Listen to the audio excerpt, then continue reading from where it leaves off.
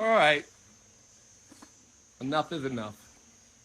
I mean, it's not enough is enough. It's that I always, for 40 years, have been an advocate for the dialogue between blacks and Jews. Why? Because of my experience. And I'll begin with the beginning. When I was a child, I was in the hood, and it was by all accounts a ghetto. I mean, we were underserved community. We were all black. We were mostly in poverty. But I was bused to a school, a white school, in a white neighborhood, Archie Bunker's neighborhood, because from Queens, over there was Archie Bunker's neighborhood.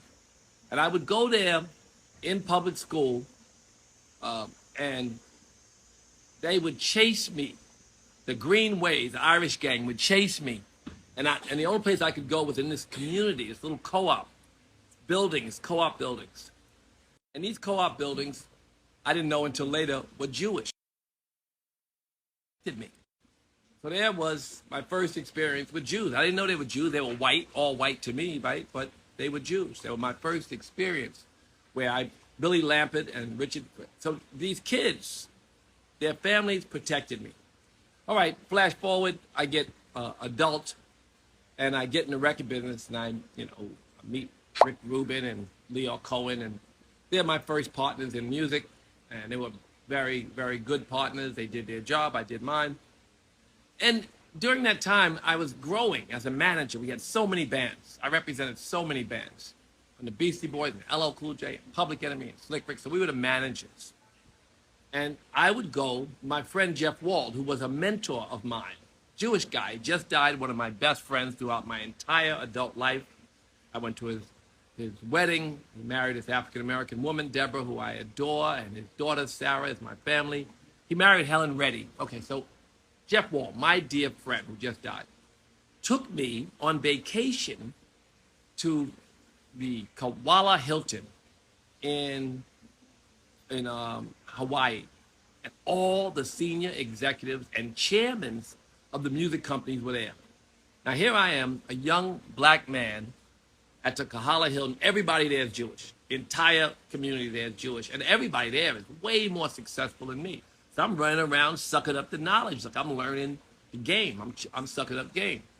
And I became friends with all. The only person who came once that wasn't Jewish was Tommy Mottola, but he never came back. But all of them, and Seymour Stein, whoever they were that were chairmen, I was their friend.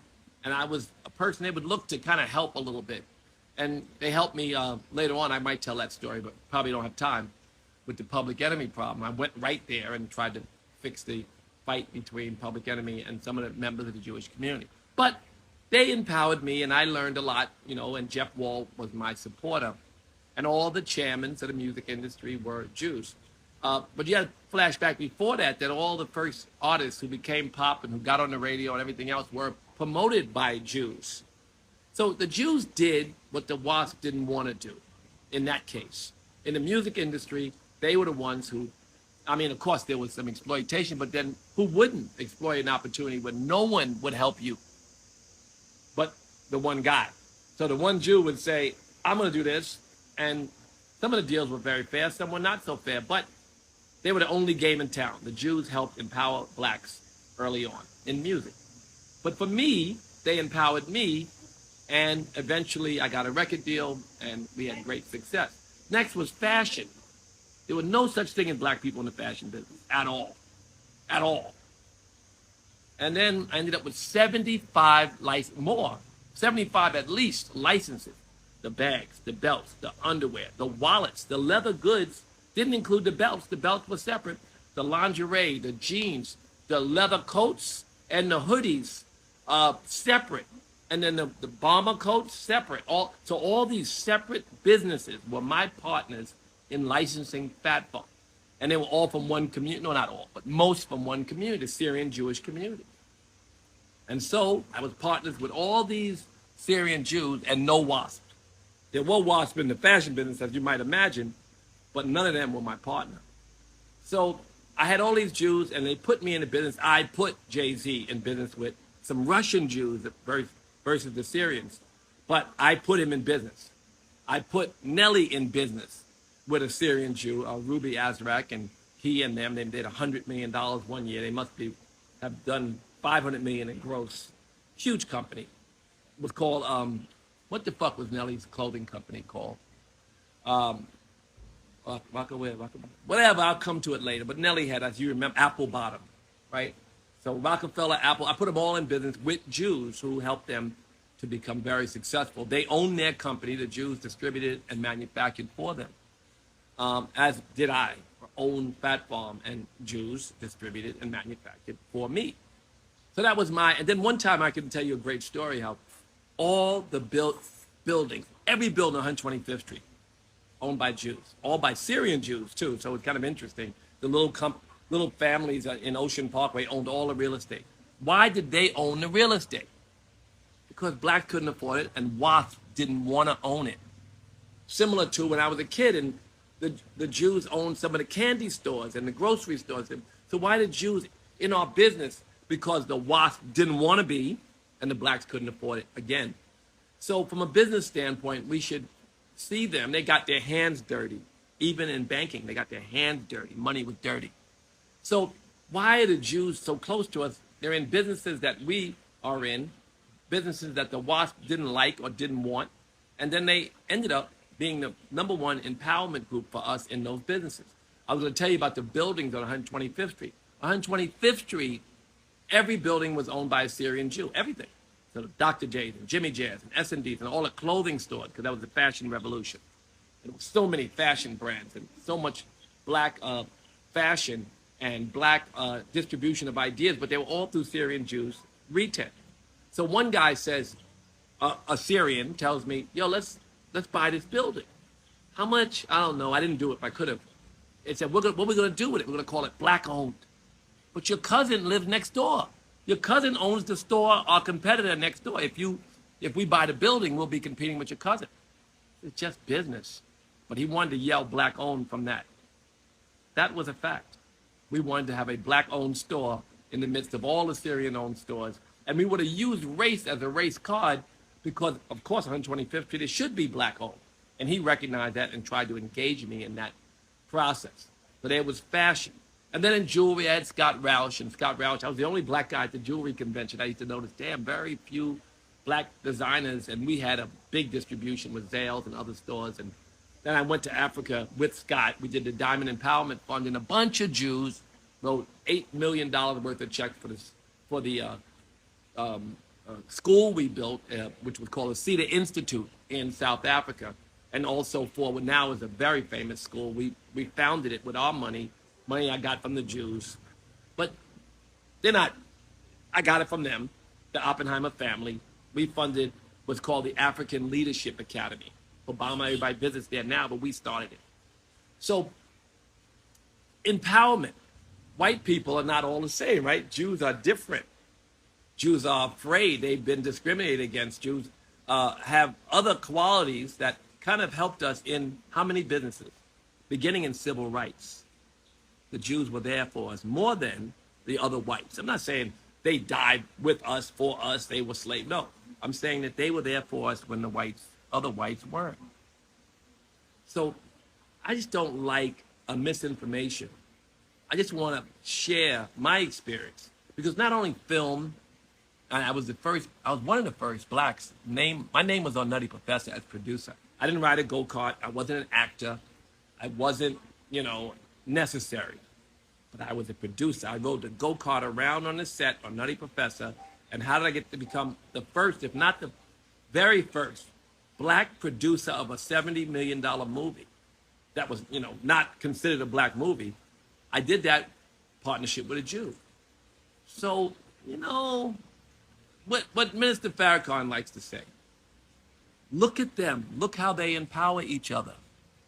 Look how of course they're going to be angry if you fuck with Israel. That's one of their favorite pet peeves. And of course, if you threaten their safety after having been through what they've been through, then of course they will be like pit bulls. I mean, I say they, I don't mean the collective. I mean parts of the collective, right? Because I don't mean everybody. When I say the Jews, I don't mean every Jew. Many Jews don't care about Israel, but a great number do. And so if you attack Israel, they'll say you're attacking them, and maybe that's misinformation too, but because you could love the Jews and not like Israel's policy. But all of these things, it's not so complex. The Jews are where the WASP let them be. They don't control everything. They control what WASP let them control.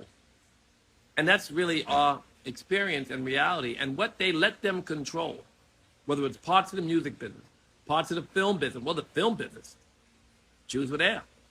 And, you know, largely we have made great gains lately. And of course, no one is there to advocate only for the black community or for the black community, but we've made good gains. But I do say that I have nothing but experiences of empowerment in film, television, fashion. Oh, Rush Card, 51% owned by a black, 50.1% owned by a black man. It was a black bank, a black empowerment bank that underwrote the Million Family March. My partner is David Rosenberg, my lifelong friend and partner, another Jew, who's still my lifelong friend and partner. So, you know, if we talk about our oppressors, well, we talk about, let's get a little further than what's in front of us, and let's see the bigger picture. Let's not blame any group, but blame a mentality and infrastructure. Let's blame things that we can work to change. Attacking individuals or communities may not be our way out.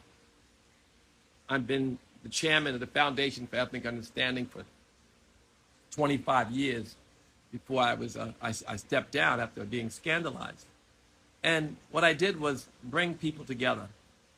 And this blog and this statement I'm making is meant to bring people together, to look to empower each other, and to really look deeper into who we are blaming for our current situation. And can we not blame, but be like the Jewish community and come together and empower each other? That's really the mission of this blog, to empower each other and to borrow and learn from the lessons. The Jewish community, they were lucky enough to have culture and religion and a lot of similar qualities that bonded them together, including torture, including oppression. But they were lucky enough to have a culture. They weren't robbed of their names, their culture, their religion, their God. They weren't robbed of these things. So at least they had that. This is how they survived.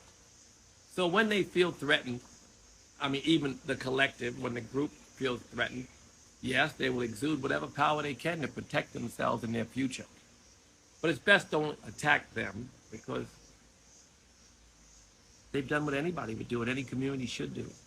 They've empowered each other. And they've also showed enough compassion and support to empower all of our civil rights initiatives. And that's, you know, the NAACP is funded by Jews, was in the beginning. And, you know, and they got in quite a bit of trouble. Many Jews died in the civil rights marches and movement. They were there when the WASP weren't and aren't. So it's not to attack Kanye. This is just what he can see versus what I saw. And this is just my factual experience. It's not to attack anybody. This is to give you another perspective on whatever they may refer to as the Jewish problem. The problem is we don't act like them. The problem is we don't empower each other the way we could. And I hope that everybody learned something from this experience. There are more experiences besides fashion and film and records and TV and film and financial services and jewelry. There's more lessons than that, but those are my lessons. In jewelry, Scott Rausch; in fashion, Nate Kestenbaum and Ruby Azrak and the entire Syrian community, and 70 other partners. I can go on and on. These were my partners, and they empowered me, and I did nothing but try to empower others. And the rest of my life will continue to be an effort to empower more people more often. Namaste, yogis. Thank you for listening.